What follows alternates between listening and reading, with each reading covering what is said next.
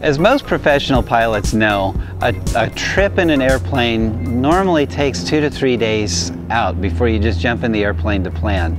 There's a certain thing called pre-flight intelligence that you've got to make sure that you've got. Certain things to consider, for instance, would be weather conditions. Another would be the airport conditions that you're flying into. Another would be temporary flight restrictions. Anything like that you've got to take into consideration before you climb into the cockpit and fly the airplane off the ground. For my pre-flight intelligence, I love an app called ForeFlight. And let me just show you why I like it so much. When you get into it, and see, I will check this even after I've had my standard briefing. I will look at this information as I'm at the airport ready to take off, going from one destination to the next. When I click on my favorite, for instance, here's Denton Municipal, where our home base has been. We've got all kinds of information here, as you can see.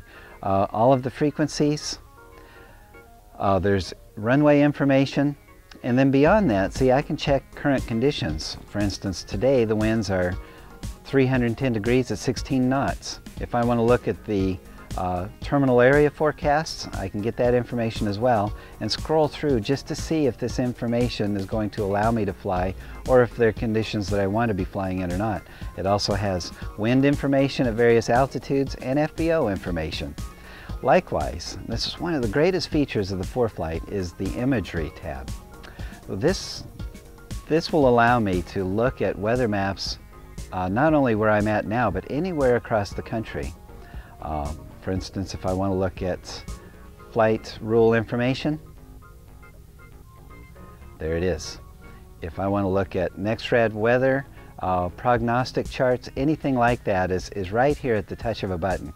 One other feature that I love with ForeFlight is the fact that and this is a separate program now, but it's got checklists on it. So I can store all of my checklists right here for anything that I want to incorporate into my pre-flight or during flight. For instance, here's all of my pre-flight information for the exterior.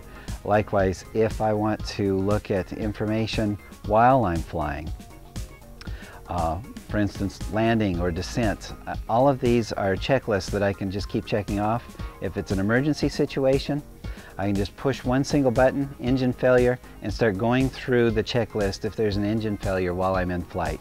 You can see why I love the ForeFlight app so much. This is one of the greatest and most important tools of the flight for the human spirit.